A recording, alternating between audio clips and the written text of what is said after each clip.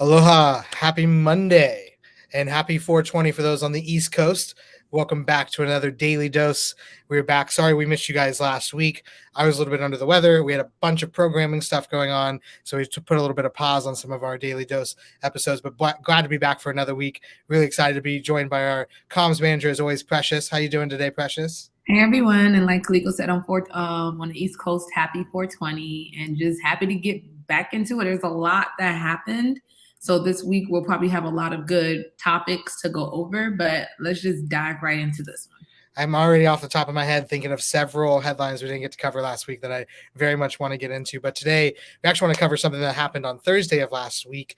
It had broke. I had saw it on Marijuana Moment, as we typically always shout out Tom Angel and Kyle Yeager for all the work that they're doing over there. But this headline, NAACP calls for immediate passage of marijuana banking bill and pushes for legalization in new resolution. This is a pretty big deal for this to be happening by one of the largest organizations representing the Black community, the NAACP. Also, not something that's been super quick to coming out in support of legalization in the past. And obviously, with sort of the conversation that we've been having, even having our own town hall last week around Safe Can't Wait, this is a really big deal to see the NAACP coming out in favor of safe banking and overall legalization. So, just reading here from the article, the NAACP's board of directors approved a resolution on Thursday calling for the immediate passage of a bipartisan marijuana banking bill and expressing support for federally legalizing cannabis. And the vice chair of the group is specifically directing the message at Senate Majority Leader Chuck Schumer, who has held up House-passed legislation on the issue. The organization said that the banking reform is critical to ensuring industry equity, giving small and minority-owned businesses access to financial services that could help them compete in an increasingly consolidated market. And while the NAACP backs more broadly ending marijuana prohibition, it wants Congress to leverage the bipartisan momentum behind incremental reform and quickly pass the Secure and Fair Enforcement Banking Act, which has cleared the House for 7 times now. So really big deal. And this tweet, like this article said, came out from Karen Boykin Towns last week. And her tweets say, as vice chair of the NAACP board of directors, I support safe banking reform because state cannabis legalization and related equity programs designed to support Black entrepreneurs will not advance racial justice without providing cannabis businesses access to capital and bank accounts. And I know we've talked in the past previously about how this bill is not necessarily going to mean that capital access is something that's automatically going to happen. This bill specifically has to do with regular bank accounts, right? So there's still more work to be done in terms of the getting access to capital part of it. But I think that the point is very well taken that you have a lot of these equity programs that are already being stood up. You got Black and brown entrepreneurs across the country who are actively already in this industry who need access to this very basic business service like banking. So curious your thoughts, Precious. What did you first think about when you heard this news last week? And what are your thoughts about how this might influence the conversation going forward? I just think everyone now is realizing the political momentum around cannabis reform, and if any action is to happen, safe banking is the closest thing to the finish line. And I think that alone is starting to really just wake up all advocates that were around in 2017, 18, 19, 20. As long as safe has been around, we're now seeing that this is our best chance to get this thing passed. So again, all help and support is welcome, especially from a strong voice like the NAACP, again, who is actively always speaking out on behalf of Black and brown communities to ensure equity, not just in cannabis, but in many other social justice issues. So I think it's like a big step just to kind of like resound that board that this is step one towards building an equitable industry. And honestly, one of the biggest steps to take when you think about the financial sector in cannabis and how hard it is for startup founders, entrepreneurs, Black and brown businesses to fund their businesses, to even play ball. If we can't play ball, there's no industry to fight for at the end of the day. So all of those thought processes, I think, are now coming together. And again, we have this really acute time period to make it work. And collectively, I'm seeing safe banking everywhere because of these raised voices. Starting with with our town hall as well, being there with these different organizations speaking up. Everywhere I look, safe banking's in the conversation. And that's really what we wanted. so that it doesn't just lay there doing lame duck or lay there as the elections are happening, but it's actively a part of that conversation. So I really want to attribute it to the political climate and that really waking people up and saying, hey, this thing is our best shot to even beginning a larger conversation. But if we can get this in, that'd be a huge start. That'd be a huge one, not just for the cannabis industry, but for people like me who are also an entrepreneur who would have appreciated SAFE years ago, So that's what I have to say about that. I think it's really dope just to see the voices stepping out. And I think also the president's recent announcement, whether, there's a lot more that we can dissect from it now after really digesting, the big pardon and now new governors stepping in line to make those pardons as well. A little fire truck, to make those pardons as well. But again, I just think if you're going to strike the iron while it's hot, this is the time. You have the president, you have NAACP, you have MCBA, Empowerment, Women Grow, Marijuana Matters, all these entrepreneurs throughout the country, organizations literally sounding off about safe banking. And I think that's what might help us get this thing passed, actually. Yeah, I definitely agree with you about the political momentum here. And I think it's also kind of goes into the conversation that a lot of folks have been talking about safe banking as if if it passed, it would take the steam out of the conversation around the larger need for a comprehensive legalization bill, right? And I think that this is sort of just showing that as these dominoes continue to fall, it is building momentum. And I think it's really hard to think that safe banking would pass and somehow we would just let our foot off the gas and not be pushing for the full thing, right? And so I think it's very right that you can see the political momentum is building, and it's really important to keep that momentum going. I think ultimately politics is all about momentum. It's all about being able to show that you've got momentum and take it and keep it carrying your issue forward. And I think that's something we've historically done really well, right? I feel like if you look at the history of this movement over the last 10 years, right? Very first legalization bill for Colorado and Washington passed in 2012, okay? 10 years ago. So we're only in the first decade of this real movement being really politically potent, right?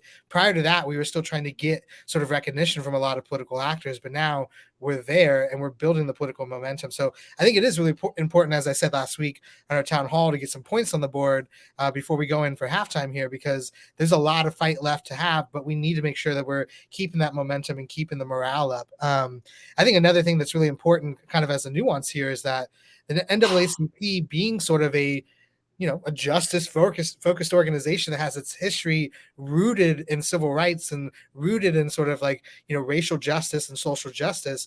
It's interesting to see them coming out in support of safe banking here, because you have a lot of other justice focused organizations who see themselves as opposed to safe banking for the reasons we just laid out, and others as well. But I think it's really important that somebody with the history and the gravitas of the NAACP is coming out in favor of this bill, because it shows that, from their standard as outsiders with a 30,000-foot view, they understand that this is going to be a big shift in sort of the way we think about things, and that people are going to benefit from it. They're not in the small nuances and little details to where they're thinking about that those things might potentially kill a bill. They're thinking on the macro, this is a big deal for Black and brown entrepreneurs to get access to banking, for them to have the basic business services it takes to run a business. Because ultimately, in that conversation around justice, it's not just social justice, right? It's economic justice, and the idea that those two go together, right? And actually thinking back to a panel I sat on with Steve Hawkins, formerly of MPP in the USCC, and he talked about in the 60s how